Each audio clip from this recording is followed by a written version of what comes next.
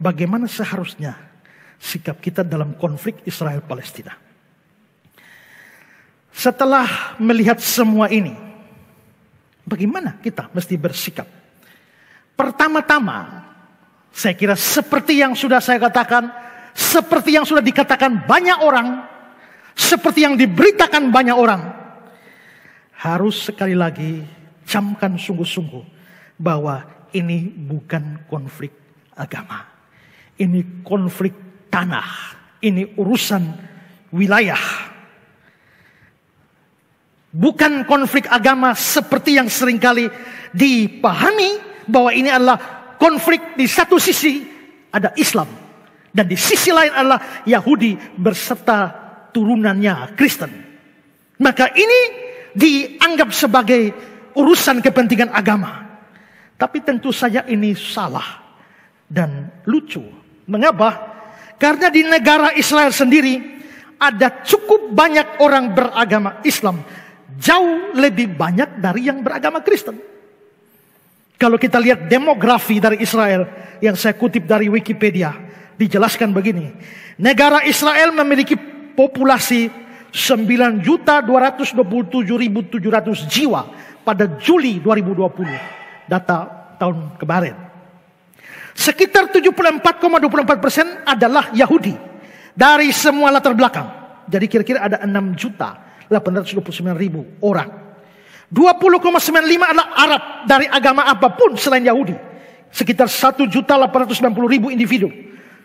Sedangkan sisanya 4,81%, sekitar 434.000 individu yang disebut sebagai others atau orang lain, termasuk orang-orang dari keturunan Yahudi yang dianggap non-Yahudi oleh hukum agama, dan orang-orang dari keturunan non-Yahudi yang merupakan anggota keluarga imigran Yahudi. Keduanya tidak terdaftar di Ministry of Interior sebagai Yahudi. Kristen non-Arab, Muslim non-Arab, dan semua penduduk lainnya yang tidak memiliki klasifikasi etnis atau agama. Lalu dari Wikipedia lagi, Islam adalah sebuah agama utama di Israel. Umat Islam kebanyakan berasal dari warga Arab Israel, mendirikan hampir 20% dari penduduk Israel, membuat mereka menjadi kelompok agama terbesar kedua di Israel setelah Yahudi Israel. Jadi di Israel sendiri agama terbesar agama Yahudi. Nomor 2 Israel, Muslim, Islam. Kristen terlalu sedikit. Coba perhatikan dalam tabel ini. Ya. Orang Yahudi beragama Yahudi 6.697.000, jadi 74,2%. Muslim itu ada 1.605.700, berarti 17,8%. Kristen cuma 184.400, cuma 2%. Islam 17, Kristen cuma 2. Dan agama-agama yang lain 1,6, 4,4. Berarti kita bisa lihat bahwa Kristen bukan apa-apanya di sana. Islam agama terbesar kedua. Lalu kalau orang Islam di Indonesia menyerukan habisi Israel, musnahkan Israel, hapus Israel, mereka tidak pikirkah ada banyak saudara seiman mereka di sana? Terus yang kalian bela siapa? Islam. Lah itu berarti bunuh sendiri saudara-saudara seimannya. Kalau mereka mengutuk Israel, apakah mereka termasuk di dalamnya mengutuk saudara-saudara Muslim mereka sendiri? Sementara itu di Palestina, orang Kristen cukup banyak. Perhatikan data ini. Muslim di Palestina itu 80-85%. Sebagian besar yang Sunni. Yahudi 12-14%. Jadi di Palestina sendiri ada orang beragama Yahudi. Kristen 1-2,5%. Itu dari gereja Ortodoks. Lalu agama minoritas lainnya seperti Metawalis, Druze, dan Bahai itu lebih sedikit. Tapi ya walaupun sedikit, tapi Kristen juga ada. Ya, ini misalnya foto komunitas Kristen Palestina yang pada waktu Natal, dan saudara tahu bahwa Bethlehem ada di Palestina. Dan setiap tahun dirayakan Natal di Palestina. Dan waktu Yasser Arafat masih hidup, selalu hadir dan berikan pidato Natal. Dan semua pemimpin Palestina melakukan hal yang sama kecuali satu orang yang saya lupa namanya. Tapi semua itu ikut merayakan Natal.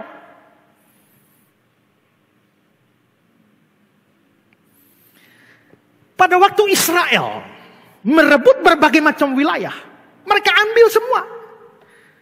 Tapi kenapa Israel tidak mau ambil Bethlehem? Karena apa artinya Bethlehem bagi Israel? Apa nilainya? Nggak ada. Bethlehem berarti bagi orang Kristen karena Yesus lahir di sana. Tapi orang Yahudi tidak percaya Yesus. Orang Yahudi anti Yesus. Lalu untuk apa mereka mau merebut Bethlehem? Tidak peduli lepas Bethlehem tidak terlalu berarti.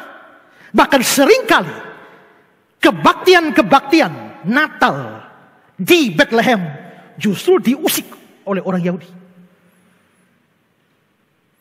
Jadi bagaimana ini semua dikatakan sebagai perang agama? Israel perang dengan Palestina. Menariknya adalah dari kalangan tentara-tentara Israel ada cukup banyak yang beragama Islam. Salah satunya adalah Muhammad Kabiyah yang pernah diwawancara oleh Permadi itu ya.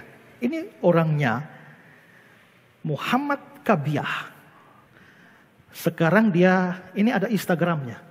Tadi malam saya cek, saudara boleh masuk ke sana lalu ngobrol-ngobrol lah ya. Sekarang sudah mantan ya. Tapi dia itu tentara Israel, agamanya Islam. Dalam wawancara dengan Permadi itu dia mengatakan kalimat begini. Saya perangi teror. Teror yang dia maksud adalah teror dari Hamas. Dan teror tidak punya saudara.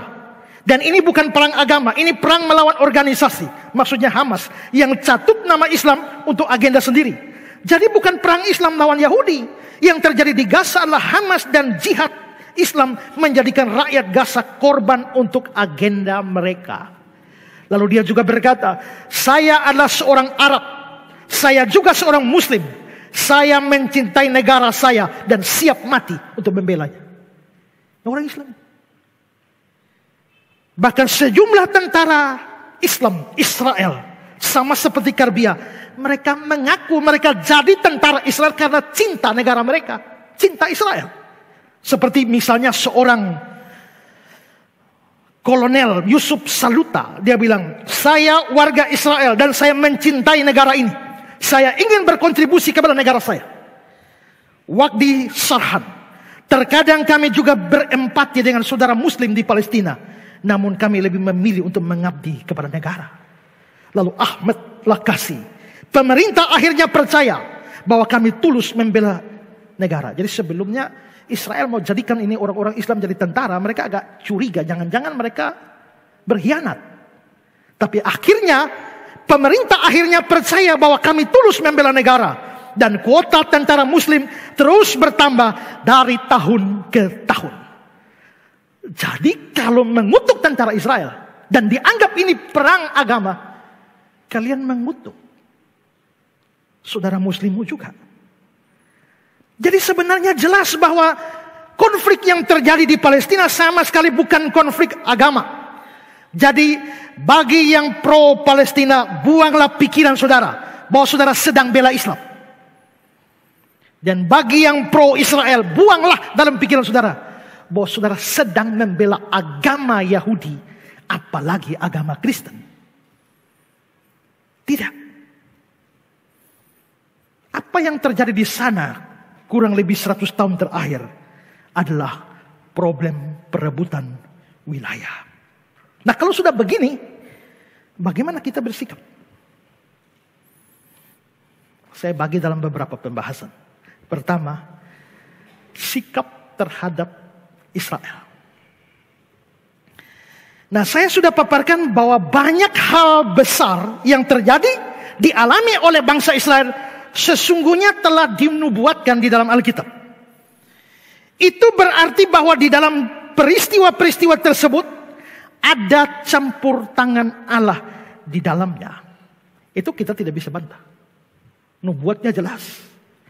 Mempertimbangkan hal ini maka hendaklah kita berhati-hati dalam bersikap, dalam bertutur kata terhadap Israel, terlebih dalam kasus-kasus atau peristiwa-peristiwa di mana mereka tidak bersalah atau mereka diserang.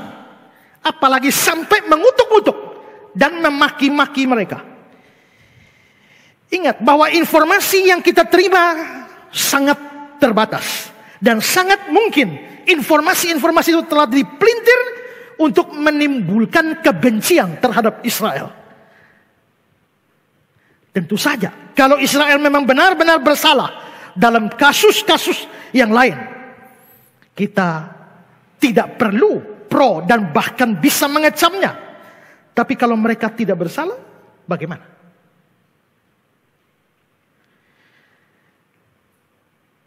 Walaupun dalam konteks yang berbeda, konteks keselamatan, Paulus pernah bicara tentang orang Israel. Ya, dalam perbandingan dengan bangsa-bangsa lain yang percaya dan diselamatkan. Paulus itu orang Yahudi. Maka dia punya perasaan yang sangat sentimental terhadap bangsanya sendiri.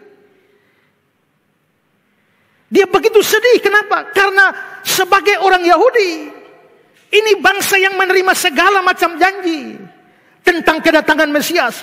Mereka adalah keturunan bapak-bapak leluhur yang menurunkan Mesias sebagai manusia, itu kata Paulus.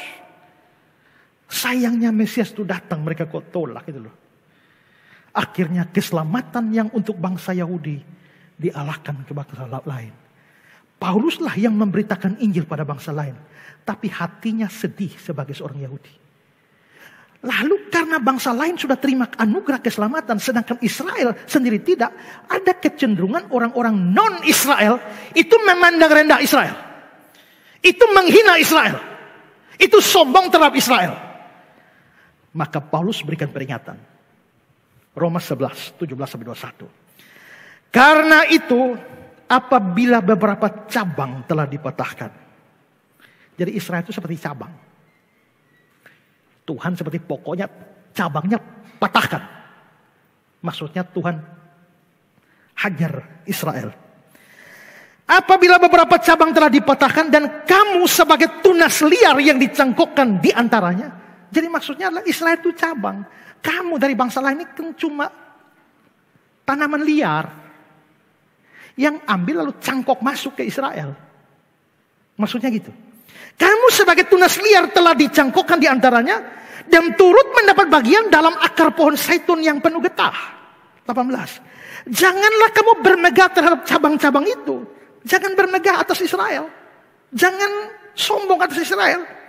Jikalau kamu bermegah, ingatlah bahwa bukan kamu yang menopang akar itu, melainkan akar itu yang menopang kamu. Mungkin kamu akan berkata, ada cabang-cabang yang dipatahkan supaya aku dicangkokkan di antaranya sebagai tunas. Baiklah, mereka dipatahkan karena ketidakpercayaan mereka. Dan kamu tegak tercacat karena iman. Jangan kamu sombong, tetapi takutlah. Sebab kalau Allah tidak menyayangkan cabang-cabang asli, Dia juga tidak akan menyayangkan kamu. Kenapa Paulus bisa mengatakan ini? Terlepas daripada ini adalah wahyu Tuhan. Tapi perasaan Paulus sebagai seorang Yahudi yang mencintai bangsanya. Biarpun mereka tidak percaya. Dia tidak mau bangsanya itu rendah dan dihina di hadapan begitu banyak bangsa di dunia. Untuk mengerti ayat ini lebih bagus saya kutip bahasa Indonesia sehari-hari. Sebagian dari cabang-cabang pohon zaitun, yaitu orang-orang Yahudi, sudah dikerat. Dan pada bekas keratan itu dicangkokkan cabang pohon zaitun liar. Ingat baik-baik, kita ini termasuk liar. Ya. Cabang pohon zaitun liar, yaitu saudara-saudara yang bukan Yahudi.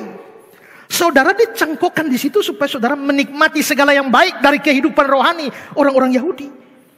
Oleh karena itu janganlah kalian menganggap enteng mereka yang sudah dikerat seperti cabang itu. Kalian harus ingat bahwa kalian hanya cabang saja Dan bukannya cabang yang memberi makan kepada akar, melainkan akar yang memberi makan kepada cabang. Tapi saudara akan berkata, ya, tetapi cabang-cabang itu dipotong supaya saya dapat dicangkokkan pada pohonnya. Itu memang benar. Tapi mereka dibuang karena mereka tidak percaya. Sedangkan saudara diterima karena saudara percaya. Jadi janganlah saudara menjadi sombong karenanya. Sebaliknya saudara harus merasa takut. Sebab kalau Allah tidak merasa sayang untuk membuang orang Yahudi seperti cabang-cabang asli itu, jangan menyangka dia akan merasa sayang dan untuk membuang saudara.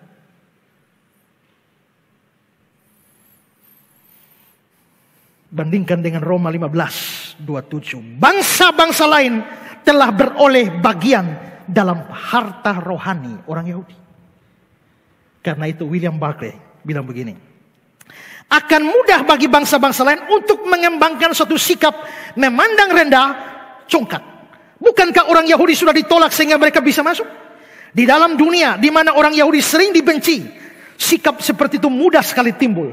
Peringatan Paulus ini masih tetap perlu. Dia mengatakan tidak pernah ada kekristenan jikalau sebelumnya tidak ada keyahudian. Akan tiba hari yang mencelakakan bila gereja Kristen melupakan hutang kepada akar yang menumbuhkannya. Gereja telah berhutang kepada keyahudian, hutang yang tidak dapat dibayar dengan apapun juga, kecuali dengan membawa kekristenan kepada orang-orang Yahudi. Oleh karena itu Paulus memperingatkan bangsa-bangsa bukan Yahudi untuk tidak memandang rendah bangsa itu. Saya bilang konteksnya sedikit berbeda karena ini masalah keselamatan. Tapi menurut saya prinsipnya tetap sama. Bahwa kita tidak punya hak untuk berdiri di atas dan menjadi hakim yang menghina dan mengutuk mereka. Baiklah kita menahan diri untuk tidak ikut-ikutan dalam segala macam bentuk penghujatan, pengutukan, pengecaman, pembakaran bendera, apalagi kalau tidak tahu duduk perkara. Lakukan itu, baik kalau itu betul beritanya, kalau tidak, tidak usah meniru gerakan orang-orang yang tidak mengerti kebenaran Alkitab, seperti nampak dalam poster-poster pada waktu demo seperti ini. Lalu, itu prinsipnya tegaskan dulu. Lalu bagaimana kalau dalam kasus-kasus tertentu Israel benar-benar bersalah?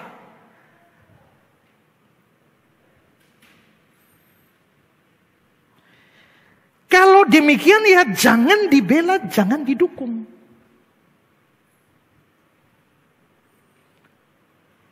Dan kalau ternyata dalam kasus-kasus tertentu, dalam segala macam konflik di Timur Tengah, kalau betul-betul terbukti Israel bersalah,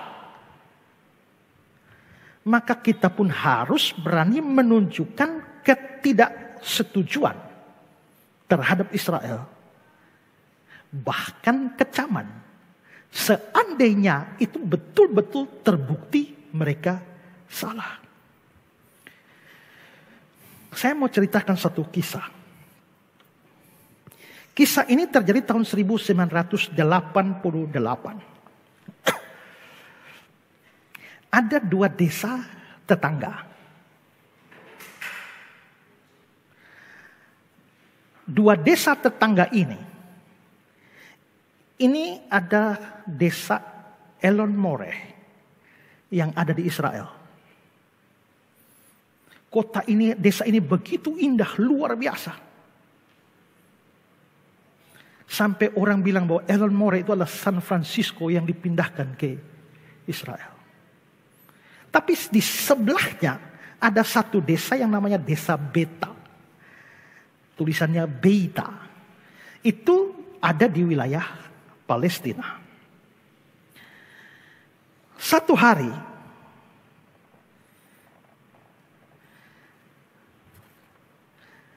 ada 16 remaja Israel dari Elon More, Israel, ditemani oleh dua pengawal mereka, itu berjalan-jalan ke wilayah Beta.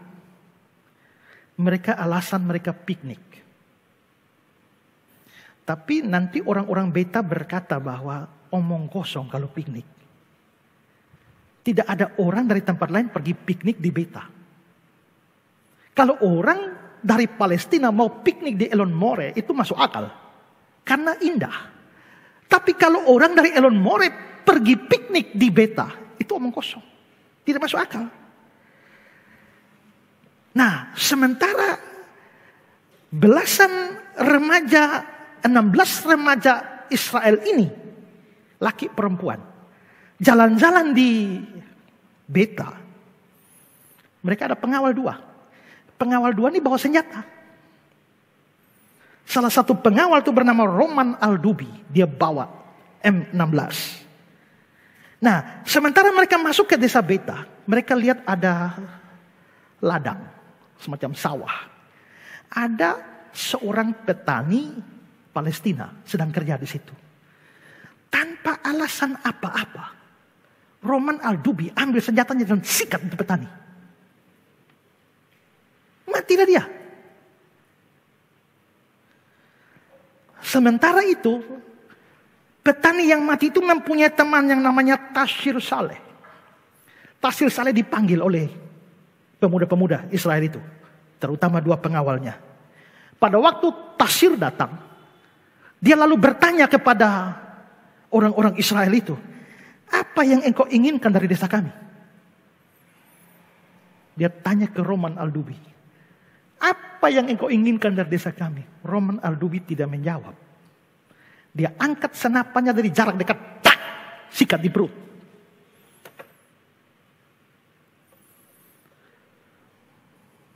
Tashir dilarikan. Dia lolos. Dia selamat nanti. Sehingga dia turut bersaksi dalam kasus ini. Tapi petani pertama yang ditembak mati oleh Roman Aldubi itu, istrinya dan anak-anaknya tahu bahwa suami dan ayah mereka telah dibunuh oleh pemuda-pemuda Israel itu. Mereka angkat batu dan serbu gerombolan pemuda Israel itu.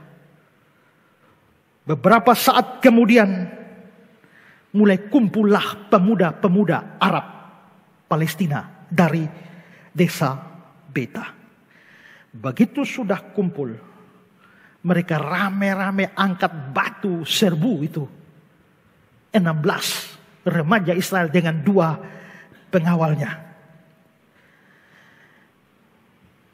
Beberapa dari remaja itu luka parah. Dihantam oleh batu kayu dari pemuda-pemuda Beta.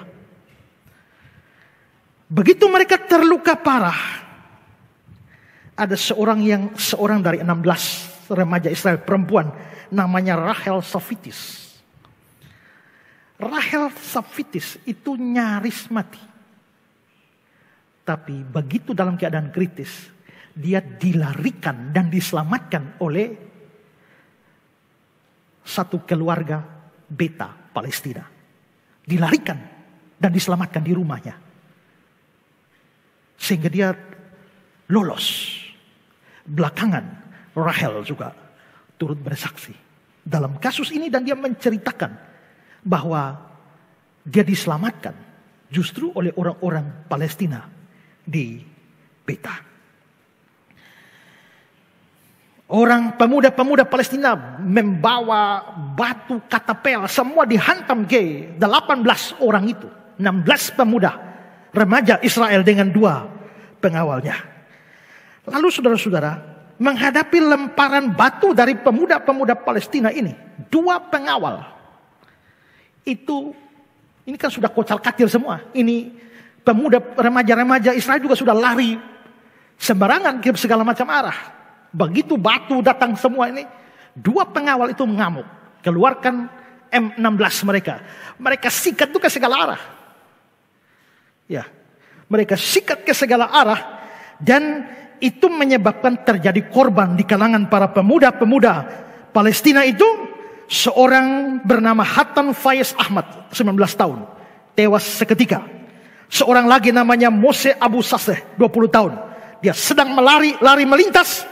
Dia terbunuh oleh peluru yang menghantam dari belakang. Dan entah bagaimana ceritanya, satu, yang lain dari 16 remaja Israel ini kan luka-luka. Tadi Rahel diselamatkan oleh satu keluarga Palestina. Tapi satu lagi remaja putri namanya Tirsa Porat ditemukan tewas di TKP. Akhirnya remaja-remaja Israel bersama dengan 2 pengawal itu berhasil ditahan, disandra oleh orang-orang Palestina Beta. Dan rakyat Beta datang hendak membunuh mereka semua di situ. Tapi beberapa orang Palestina mempertaruhkan nyawa mereka. Jangan bunuh mereka. Mencegahnya. Bahkan oleh orang-orang Palestina Beta, semua korban dinaikkan ke ambulans dan bawa ke rumah sakit di Nablus. Berita ini menyebar begitu cepat sampai terdengar ke tentara Israel. Dan sesudah itu ratusan tentara Israel tiba di TKP. Langsung mereka menggeledah seluruh rumah di Beta.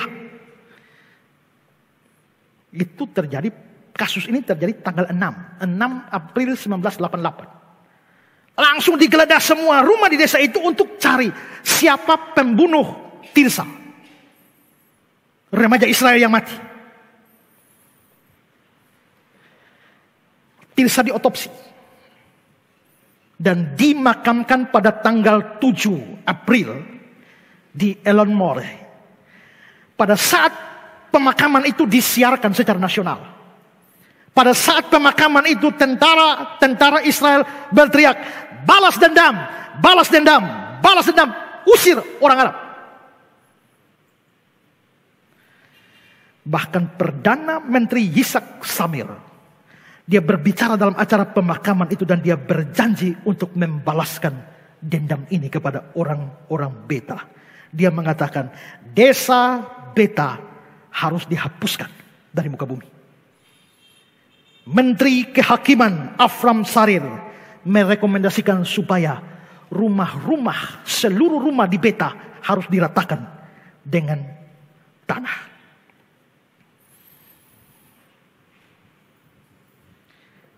Diratakan dengan tanah, penduduknya dikemanakan. Ambil penduduk-penduduk Beta, buang di Lebanon. Dan sore itu tanggal 7 April 88, helikopter Israel menyisir seluruh perbukitan, mencari pemuda-pemuda Beta yang sudah sembunyi. Karena mereka sudah tidak di pemukiman lagi, sudah sembunyi. Dan mereka memberondong semua tempat yang dicurigai dengan senapan dari helikopter. Dan seorang pemuda kedapatan berlari, ditembak mati, tidak peduli dia pelaku atau tidak. Tentara Israel langsung meledakkan 4 rumah di Beta yang diduga sebagai tempat persembunyian dari orang-orang itu. Televisi Israel menayangkan foto-foto jenazah dari Tirsa dan juga upacara pemakaman, dan ini membuat publik Israel sangat marah. Besoknya tanggal 8 April, tentara Israel turun lagi ke Beta dan melakukan penghancuran rumah-rumah di sana tanpa mengadakan penyelidikan resmi. Setelah semua rakyat Beta sudah hancur-hancuran rumahnya dan Tirsa sudah dimakamkan, hasil otopsi Tirsa keluar. Dan terbukti bahwa Tirsa mati karena sebuah peluru bersarang di kepalanya. Setelah diadakan pemeriksaan, peluru yang bersarang di kepala Tirsa adalah peluru yang sama yang bersarang di pemuda-pemuda Beta. Dan dipastikan bahwa itu peluru yang keluar dari M16-nya Roman Al-Lupi. Maka kesimpulannya apa? Tirsa tidak dibunuh oleh orang Beta Palestina. Tapi pada waktu mereka menyerbu rombongan Israel itu, Roman Al-Dubi dan teman itu menghambur saja ini peluru ke segala macam arah. Sementara 16 remaja itu sudah kocar gacir. Dia serbu itu dan tanpa sengaja satu peluru menghantam kepala Tirsa.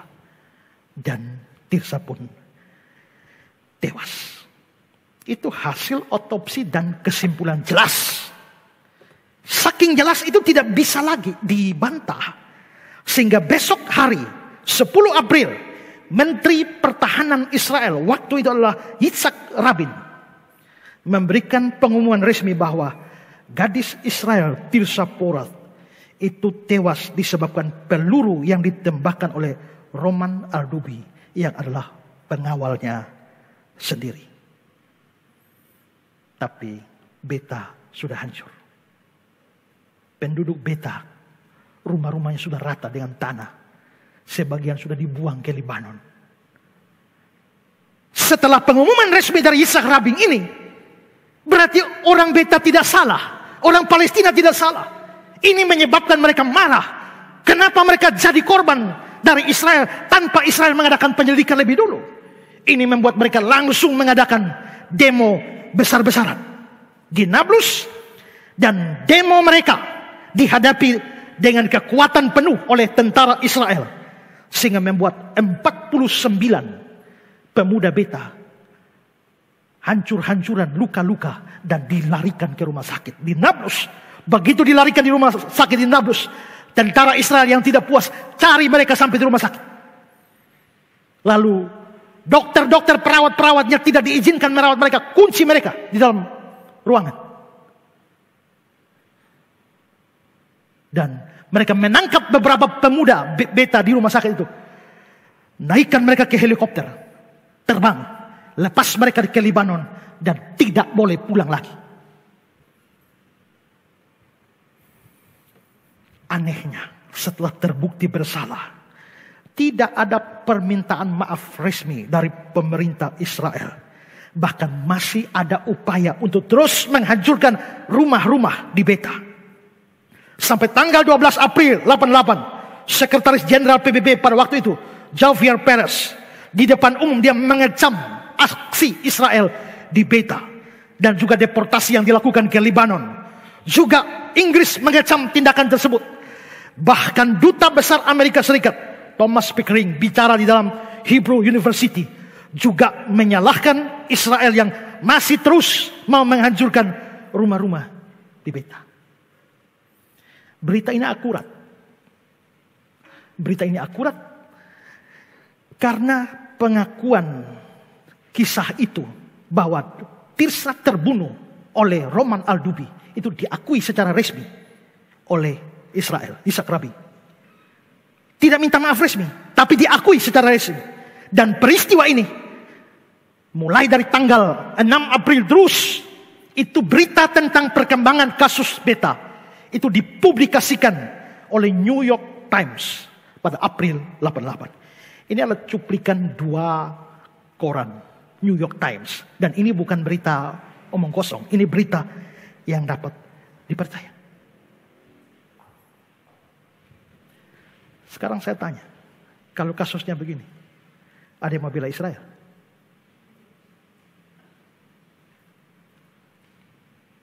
Oke lah, dalam perang-perang besar, mereka pihak yang diserang. Tuhan bela mereka. Tapi dalam kasus seperti ini,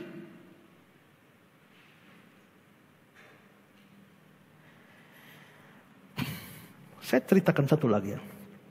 Masalah tanah perjanjian ini kan dijanjikan kepada nenek moyang Israel, yaitu Abraham. Abraham ini kan dari Ur Kasdim. Ur Kasdim itu di mana? Di wilayah Mesopotamia. Mesopotamia itu di mana? Itu di sekitar wilayah Sungai Tigris Efrat itu, jadi di Irak. Jadi Abraham ini asli orang Irak. Lalu Tuhan panggil dia, pergilah, keluarlah dari negeri nenek moyangmu ke tempat yang akan kuberikan padamu. Maka Abraham itu bukan orang Israel. Abraham itu orang Irak, keturunannya baru jadi orang Israel. Tapi Abraham sendiri bukan orang Israel. Maka Abraham dijanjikan sebuah negeri. Negeri apa? Negeri Kanaan. Itu negeri Kanaan itu di mana? Yang Palestina sekarang ini. Ya. Maka tinggalkanlah semua oleh Abraham.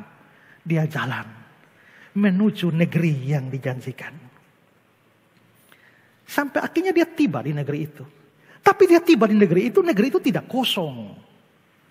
Ada bangsa-bangsa Kanaan ada tinggal di sana. Orang Feris, orang Het, dan macam-macam bangsa-bangsa pada masa itu. Nah, sekarang pikirkan. Negeri itu memang dijanjikan kepada Abraham oleh Tuhan. Tapi masalahnya negeri itu berpenduduk, berpemilik.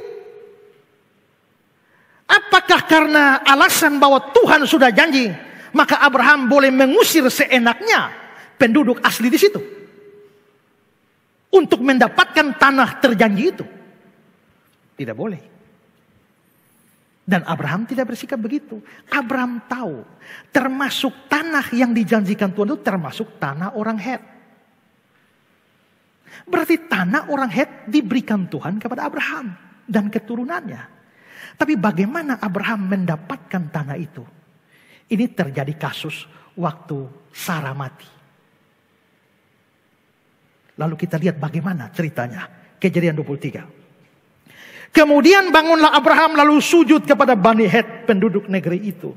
Serta berkata kepada mereka, jika kamu setuju bahwa aku mengantarkan dan menguburkan istriku yang mati itu, maka dengarkanlah aku dan tolonglah mintakan dengan sangat kepada Efron bin Sohar.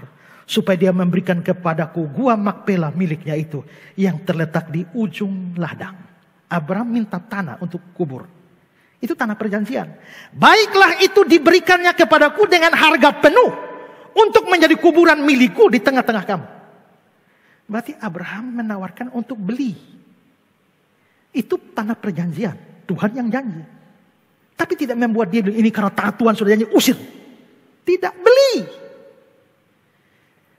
Terus ayat 13. Setelah terjadi pembicaraan sedikit.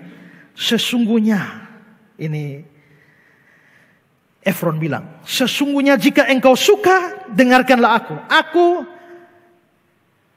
membayar harga ladang itu. Dari Abraham ya.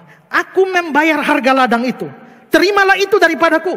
Supaya engkau dapat menguburkan istriku yang mati di sana. Jawab Efron kepada Abraham, Tuanku, dengarkanlah aku. Sebidang tanah dengan harga 400 sikal perak. Apa artinya itu bagi kita? Kuburkan sajalah istrimu yang mati itu. Lalu Abraham menerima usul Efron. Maka ditimbangnya lah perak untuk Efron sebanyak yang dimintanya. Dengan didengar oleh Bani Het itu. 400 sikal perak. Seperti yang berlaku di antara para saudagar. Ya, tanah perjanjian. Itu urusan lu dengan Tuhan. Masalahnya Tuhan tidak kasih lu tanah kosong. Waktu lu datang ada orang di sini. Ya, ada orang di sini. Lu rampas, tidak boleh. Beli. Supaya resmi menjadi hakmu. Kan gitu. Nah, soal pendudukan di wilayah Palestina. Itu memang resmi. Karena Ottoman Turki yang takluk dalam Perang Dunia Kedua kepada Inggris. Sesuai hukum internasional. Bahwa pemenang perang itu menguasai wilayah yang dikalahkan. Maka otomatis wilayah Palestina. Kalau saya ngomong wilayah Palestina ini saudara bedakan antara tanah Palestina dengan negara Palestina ya. Maka seluruh tanah Palestina itu ada di bawah Inggris. Lalu seperti saya jelaskan itu. Lalu resmi dari Inggris kepada Israel melalui Arthur Balfour itu ya. Lalu sampai pada keputusan PBB. Jadi penempatan orang-orang Yahudi di tanah Palestina dan mendirikan rumah mereka atau negara mereka, kita tidak persoalkan itu. Oke lah, itu resmi. Terlepas dari pihak Palestina tidak menerima itu, tapi pokoknya ada prosedur resmi yang mereka lakukan. Tapi bagaimana dengan waktu mereka masuk ke sana, itu kan tanah-tanah itu bukan tanah kosong kan? Tanah-tanah berpemilik. Sekarang ambil contoh kita sekarang nih. Entah bagaimana tiba-tiba PBB ngurusi bagi Kota Kupang ini jadi pemilik satu bangsa dari mana. Ya, itu bangsa datang kan kita ada di sini. Maka kita di bawah kekuasaan mereka. Tapi apakah itu berarti bahwa mereka berhak ambil tanah yang lu punya di Oeba sana, ya, yang ada 15 kali 20 ada di Montopen sana, lu berhak ambil. Masalahnya sertifikat ada, kawan. Kalau lu sudah berkuasa atas tanah ini, seluruhnya secara umum ya, tapi tanah-tanah perorangan ini masa dicaplok begitu saja?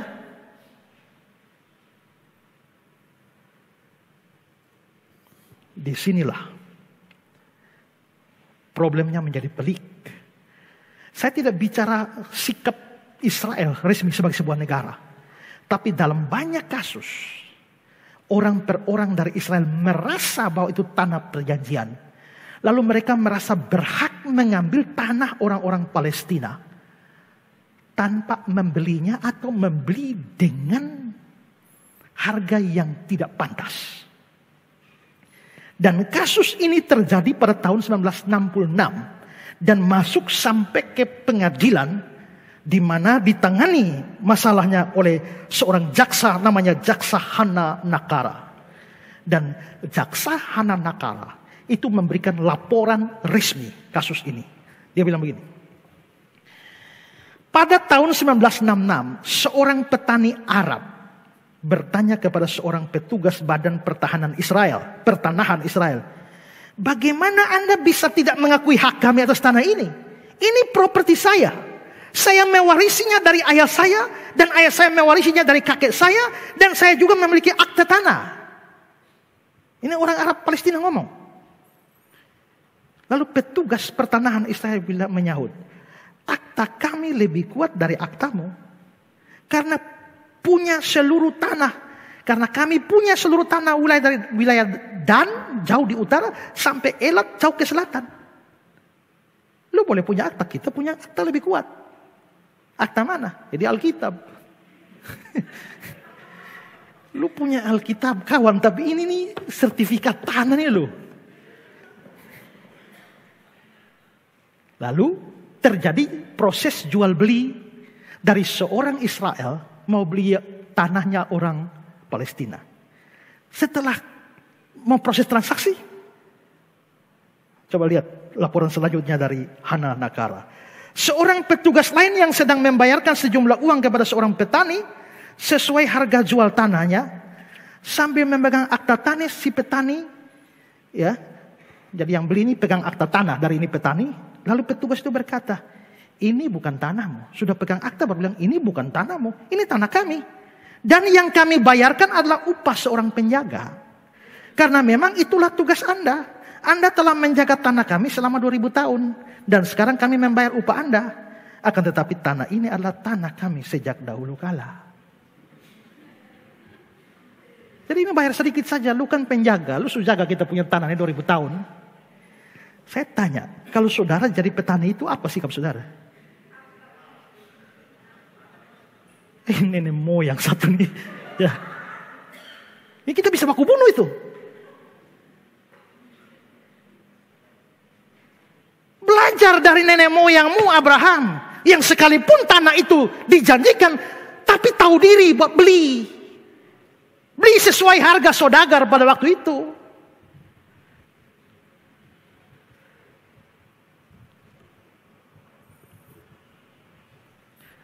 Jadi sekarang saya tanya, kalau kasusnya begitu, ini kasus akurat loh ya. Mau bela Israel? Susah kawan. Pikir seandainya itu terjadi pada kamu.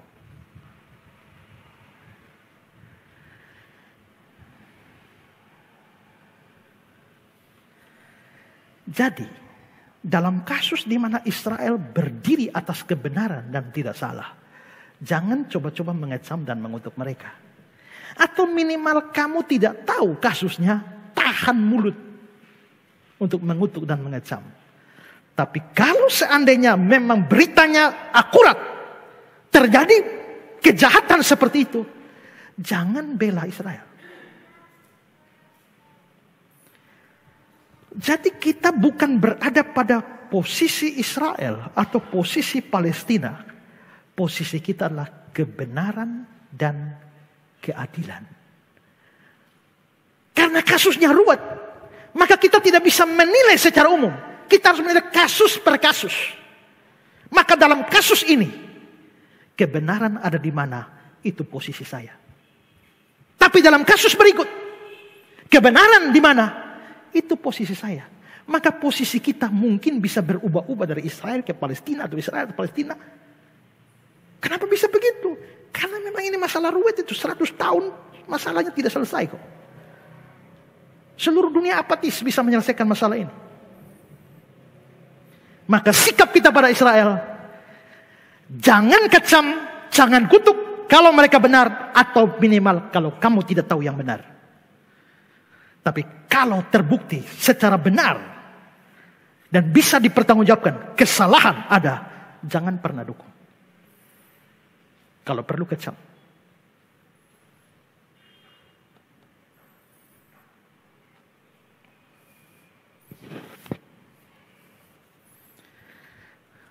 Kedua, sikap terhadap Palestina.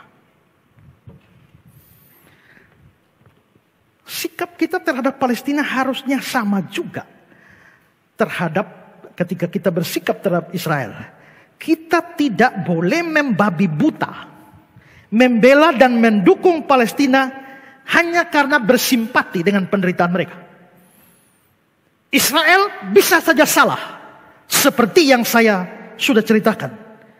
Tapi ingat bahwa Palestina juga bukannya tidak pernah berbuat salah. Bahkan sebagian boleh dikatakan jahat.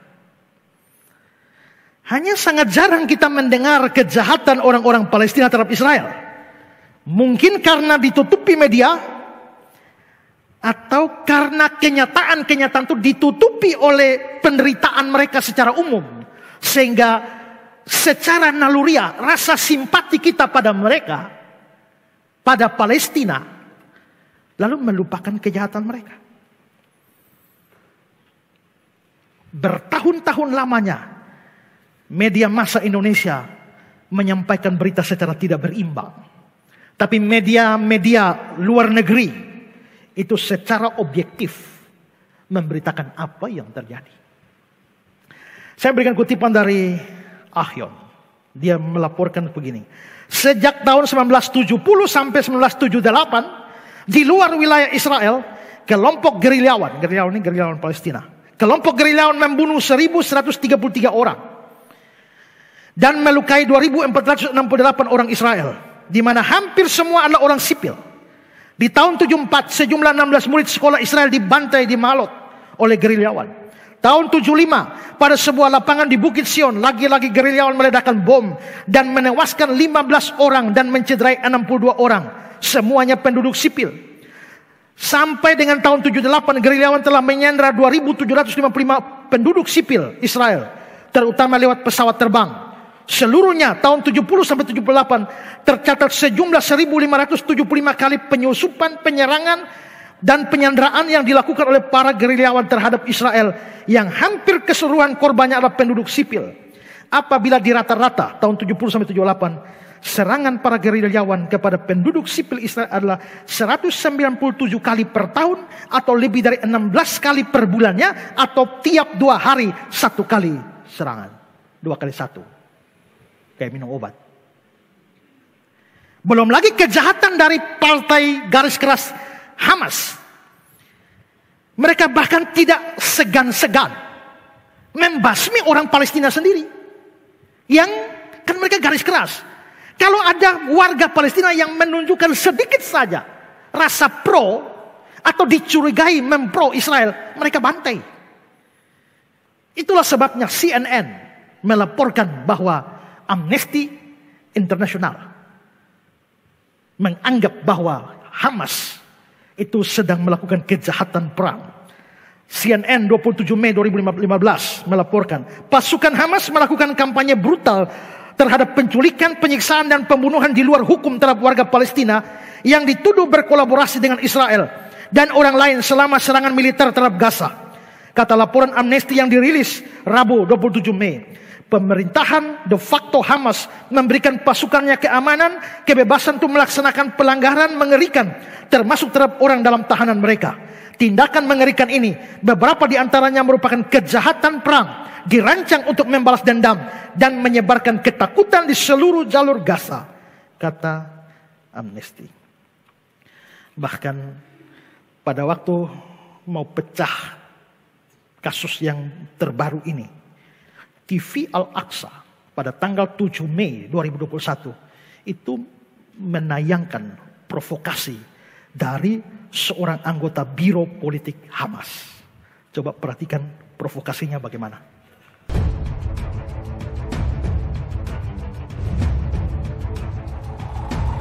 وبدنا اياكم يا اهل القدس بالسكاكين امعى برقام اليهود كلها يتقعد على العرق من هان 5 شيكل بشتري لك سكينه واضي مضيها وهنا على طول حزه 5 شيكل 5 شيكل انك تذل دولة الكاد لا تجدن أشد الناس عداوة للذين آمنوا اليهود والذين أشركوا لقد أفسد اليهود لقد تغطرس اليهود وآن الآن حسابهم وآن الآن تدميرهم على أيديهم. Kita melihat provokasinya untuk membunuh dengan pisau nadi Israel.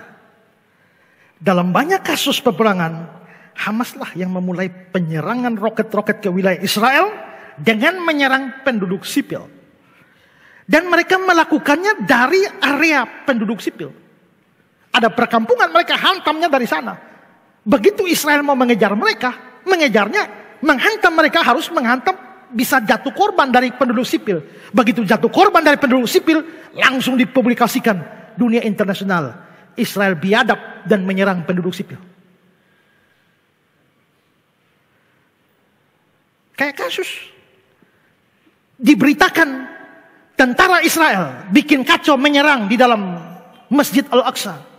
Padahal apa yang terjadi? Orang Islam Israel juga sedang ada di situ. Tiba-tiba orang Palestina angkat batu lempar polisi. Lari masuk masjid. Nah, polisi diamkan. Polisi kejar dia sampai masjid. Begitu polisi masuk langsung foto-foto semua syuting. Israel bikin kerusuhan. Maka dunia internasional semua rame-rame kutuk Israel. Nah ini kan biadabnya Hamas. Makanya lebih cocok dianggap sebagai organisasi teroris.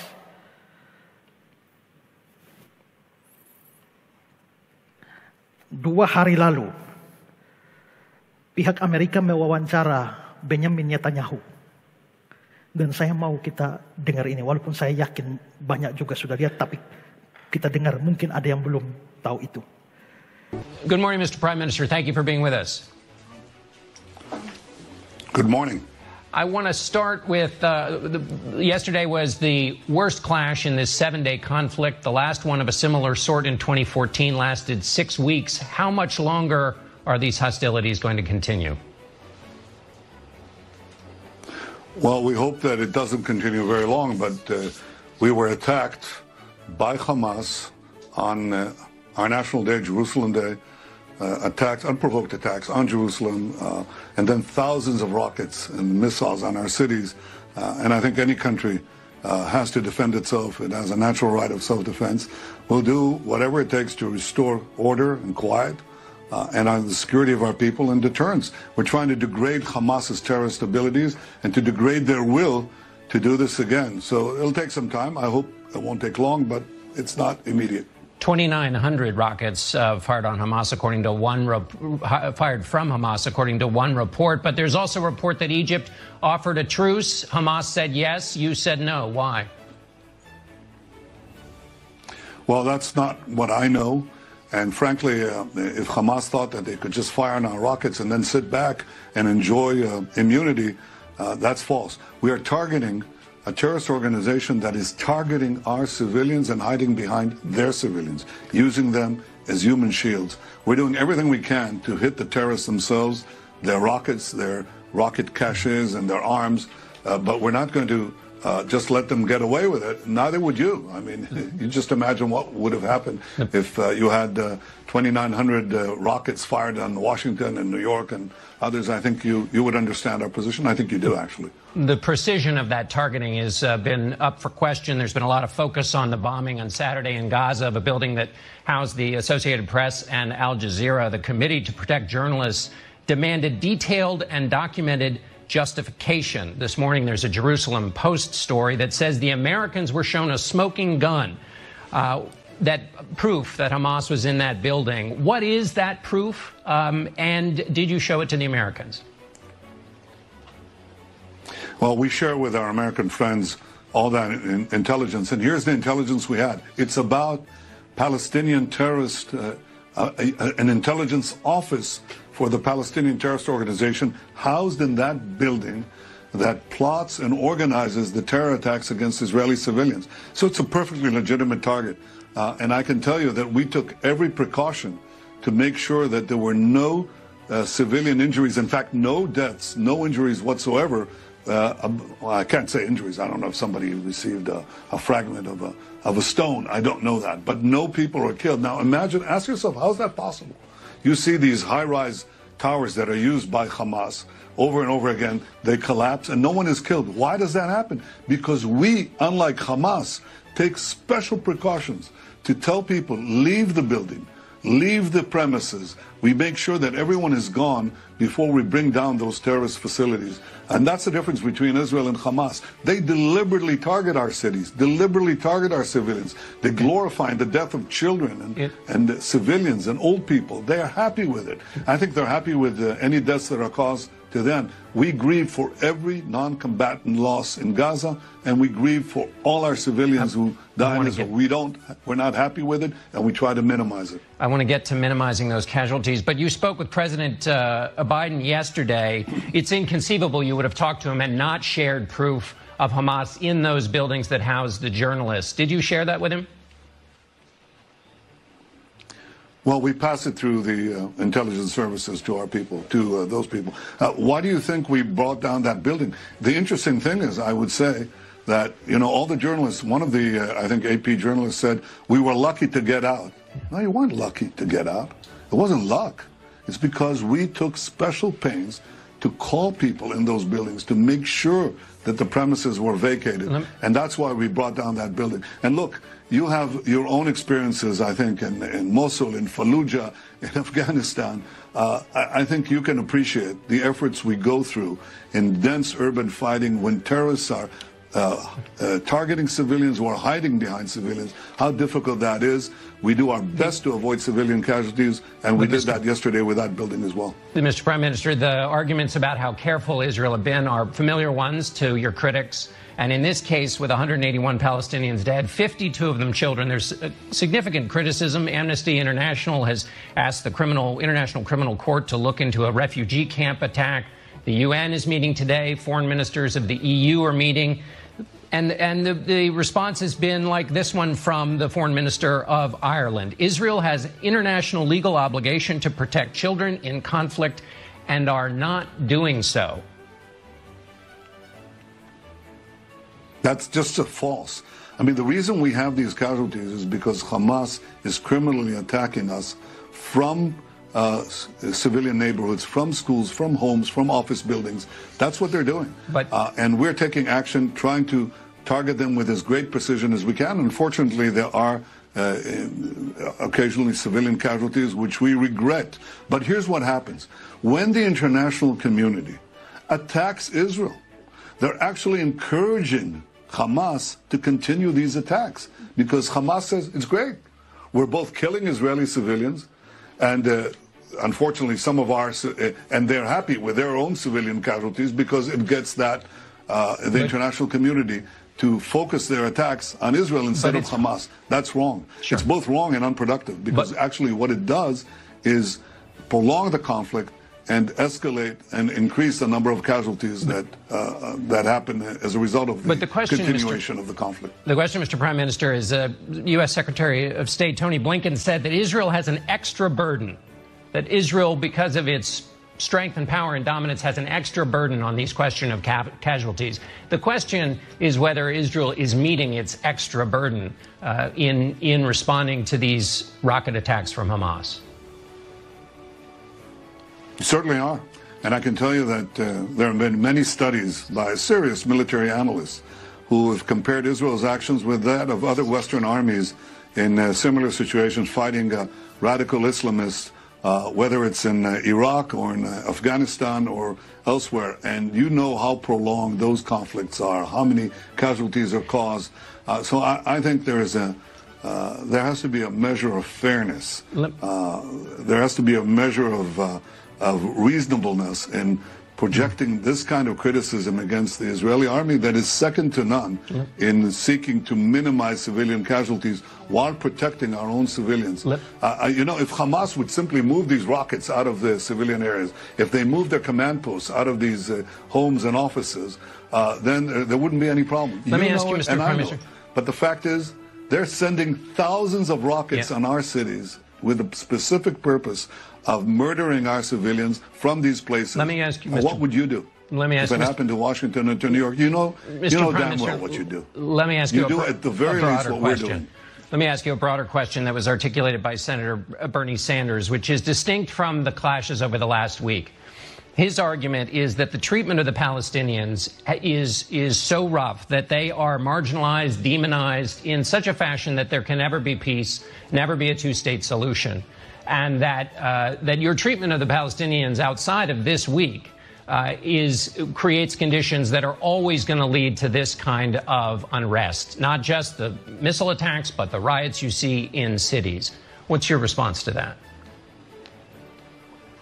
Well, let's divide it into two. First of all, the Hamas is not attacking us because they're trying to increase the welfare of Palestinians. In fact, they're taking huge sums to build the terror tunnels, which we've been able to neutralize, to have rockets, missiles, and other armaments. They're not building up Gaza. They're doing everything in their power to turn it into a fortified terror camp in order to destroy Israel. And they openly say their goal is to destroy Israel. They're not interested in any kind of coexistence, any kind of the kind of peace, the 4 peace treaties that I've made with Arab countries that are changing the Middle East. They're trying everything in their power to avoid the path of peace and reconciliation. So I think any objective observer understands that Hamas is out to destroy the state of Israel, and they're not a partner. As far as the citizens of Israel or Arabs, I've done more than any other prime minister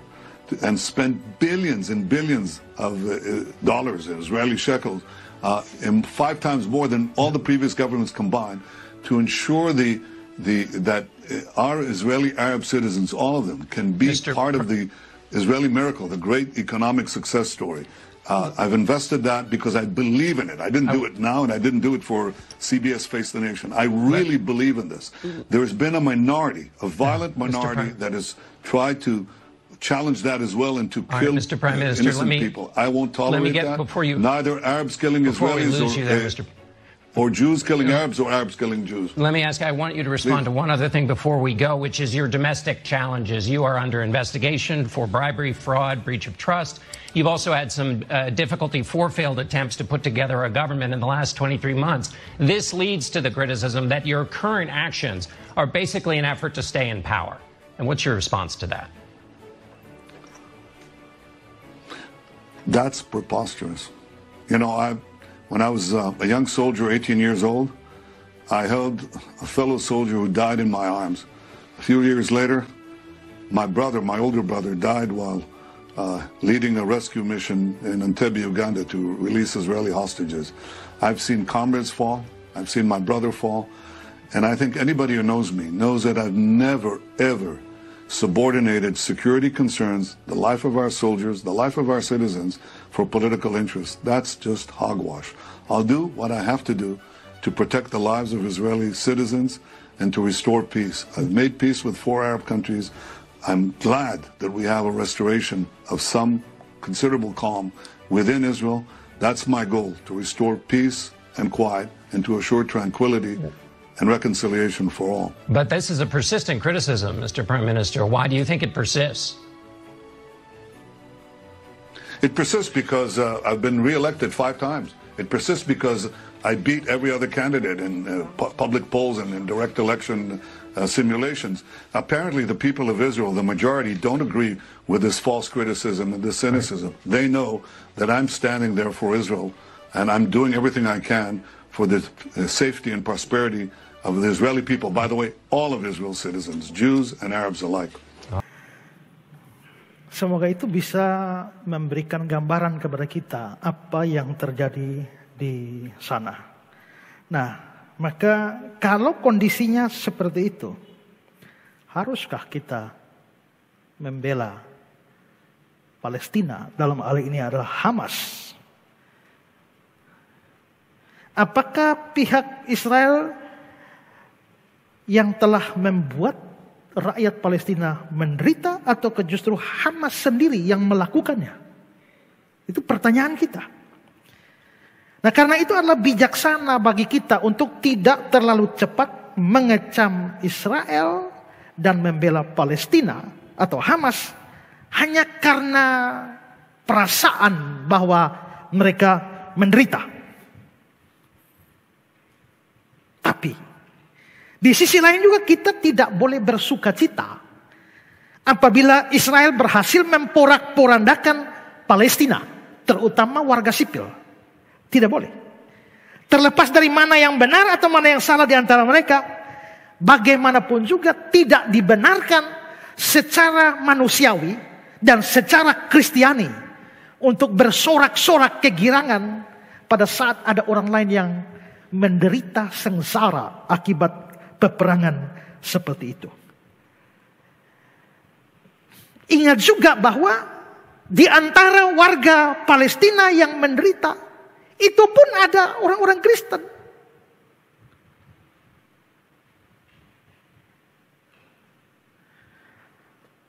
Coba perhatikan curhat seorang Kristen Palestina, Marwan Harb. Dia bilang begini, mereka Israel mengambil semua yang kita punya. Mereka merenggut seluruh hidupmu sejak kecil. Ketika saya dengar umat Kristen dari barat membantu Israel dan mereka menganggap telah membantu Kristen Palestina, saya anggap itu sebuah kekeliruan. Israel patut disalahkan atas insiden ini. Bila ada seorang warga Palestina yang mengecam tindakan jahat Israel, maka dalam 10 menit aparat bersenjata Israel akan datang, menangkap dan memasukkannya ke penjara. Kebebasan bergerak, kebebasan berpendapat, kebebasan secara umum, kami tidak memilikinya. Ibaratnya warga Palestina tidak diizinkan untuk bernapas sebelum diizinkan oleh Israel. Dan yang peduli pada kami adalah umat Muslim Palestina. Mereka lebih peduli daripada umat Kristen di seluruh dunia. Maka saudara kami adalah Muslim Palestina. Seorang Kristen Palestina lain bernama Sandy Komsel mengatakan begini, saya sampaikan pada saudara-saudara kami umat Kristen di negara lain untuk mendukung saudara-saudara kami umat Kristen di negara lain untuk mendukung perjuangan rakyat Palestina. Kehidupan di sini sangat menyedihkan. Mereka membatasi persediaan air kami. Bahkan kami tidak bisa hanya mendapatkan air bersih selama sebulan. Kami bisa hanya mendapatkan air bersih selama sebulan sekali. Itu orang Kristen yang sedang menderita. Terserah dia benar atau tidak dalam menganalisa, pokoknya ada saudara seiman kita yang sedang menderita. Beberapa sumber yang saya baca bicara tentang pengalaman orang-orang Kristen dalam satu perkampungan. Beberapa tentara Israel menyerbu pada perkampungan itu, dia kumpul semua warga kampung itu bagi yang Islam di sini, yang Kristen di sini. Setelah itu, yang Islam diangkat semua, buang ke sana, tidak boleh pulang. Yang Kristen buang ke sana, lalu kampungnya dihancurkan. Yang menderita itu Islam, ini Kristen juga.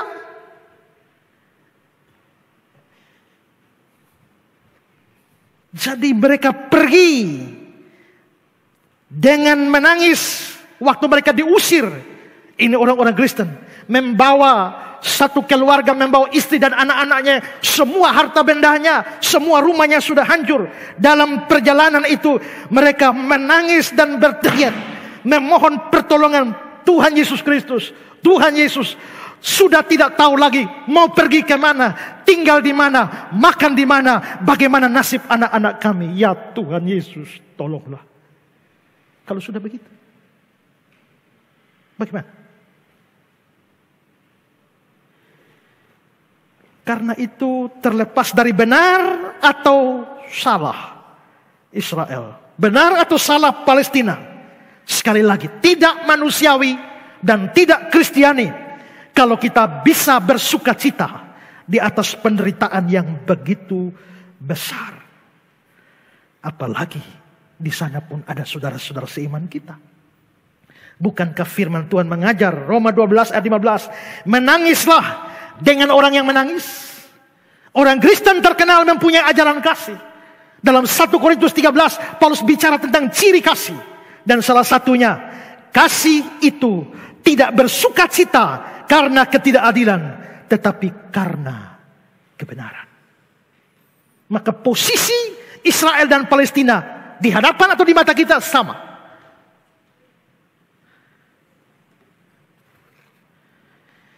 Kalau sudah seperti ini, apa yang harus kita lakukan? Banyak hal tidak kita ketahui, banyak informasi tidak kita dapatkan, banyak informasi yang kita dapatkan tidak akurat. Dalam posisi seperti ini, maka adalah bijaksana bagi kita untuk ada pada posisi netral. Dan dalam sikap netral seperti ini, baiklah kita, gereja Kristen, orang-orang Kristen secara pribadi harus melakukan berdoa dan mendukung segala upaya perdamaian Israel dan Palestina. Kita bukan mendukung Israel atau mendukung Palestina, mendukung upaya perdamaian.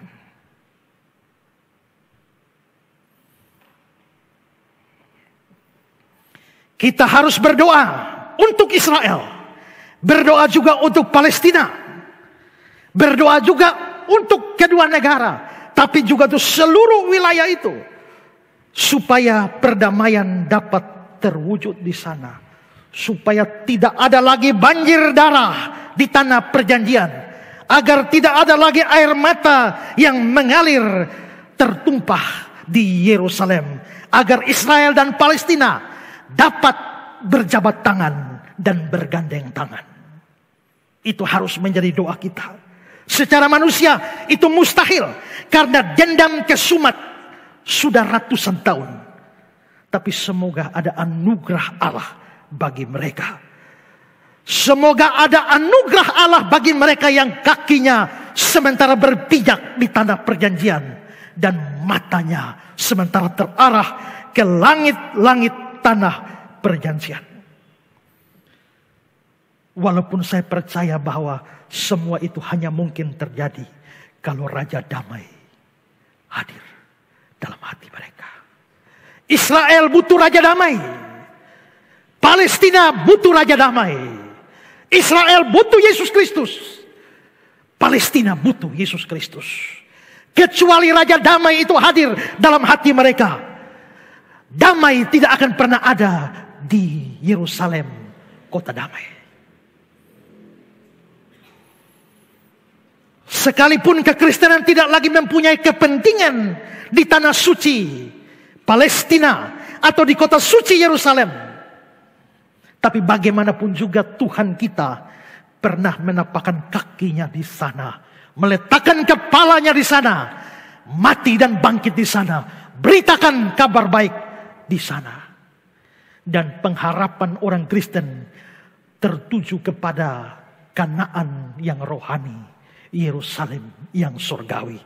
Tapi bagaimanapun juga semua tetap bertitik tolak dari Kanaan di bumi, Yerusalem di bumi. Biarlah setiap orang Kristen mau sungguh-sungguh berdoa untuk perdamaian Palestina, di tanah Palestina, mendukung segala upaya, termasuk upaya internasional untuk mewujudkan perdamaian di sana, tanpa mengutuk Israel atau mengutuk Palestina, tanpa pro Israel atau pro Palestina. Kita berdiri di belakang kebenaran, keadilan, dan perdamaian. Yang bisa kita lakukan mungkin hanya doa. Dan saya mau mengakhiri khotbah ini dengan mengutip doa dari Francis Assisi. Dia mengatakan dalam doa terkenal, Tuhan, jadikanlah aku pembawa damai. Bila terjadi kebencian, jadikanlah aku pembawa cinta kasih. Bila terjadi penghinaan, jadikanlah aku pembawa pengampunan. Bila terjadi perselisihan, jadikan aku pembawa kerukunan. Bila terjadi kebimbangan, jadikan aku pembawa kepastian. Bila terjadi kesesatan, jadikan aku pembawa kebenaran. Bila terjadi kecemasan, jadikan aku pembawa harapan. Bila terjadi kesedihan, jadikanlah aku sumber kegembiraan. Bila terjadi kegelapan, jadikan aku pembawa terang. Tuhan, semoga aku ingin menghibur daripada dihibur, memahami daripada dipahami, mencintai daripada dicintai. Sebab dengan memberi aku menerima, dengan mengampuni aku diampuni, dengan mati suci aku bangkit lagi untuk hidup selama-lamanya. Berbahagialah orang yang membawa damai, karena mereka akan disebut anak-anak Allah. Kita bersyukur untuk semua peristiwa yang terjadi, bahkan yang buruk sekalipun di tanah Palestina. Allah belum selesai di sana. Kita berdoa semoga satu hari nanti Raja Damai boleh bertakhta di sana dalam relung hati setiap anak manusia. Oleh karena Sion, ku tak berdiam diri sampai kebenaran bersinar di sana.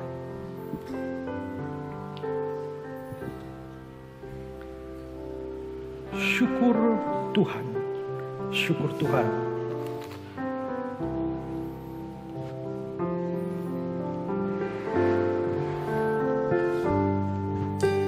Syukur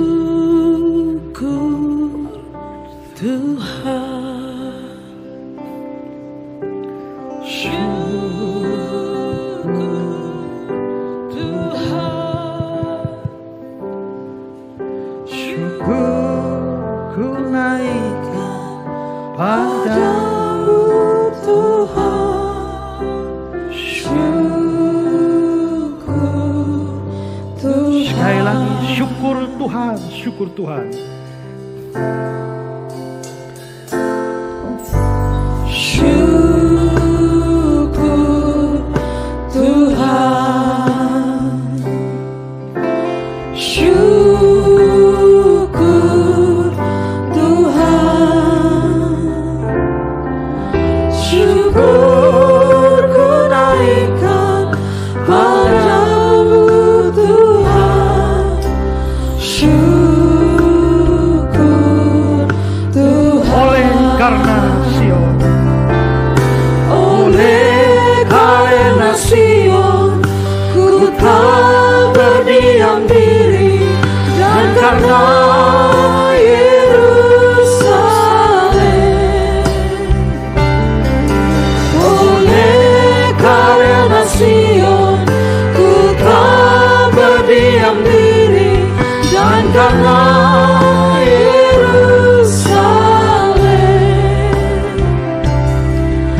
sampai kebenaran bersinar terang. syukur Tuhan, syukur Tuhan. Syukur Tuhan. Syukur Tuhan. Syukur ku naikkan padamu Tuhan. Syukur Tuhan. Oleh karena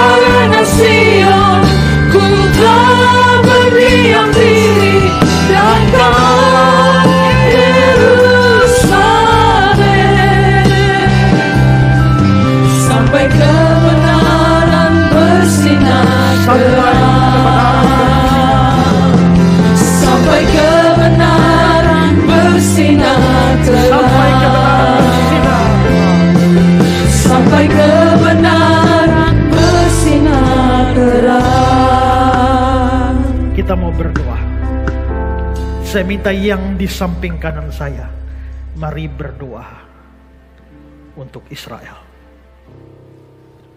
Supaya Tuhan menuntaskan karyanya yang belum selesai di sana. Dan memulihkan mereka. Dan membawa suatu sisa yang akan kembali kepada Allah Yakub. Yang kiri saya mari berdoa untuk Palestina. Ada banyak anak Tuhan yang menderita di sana.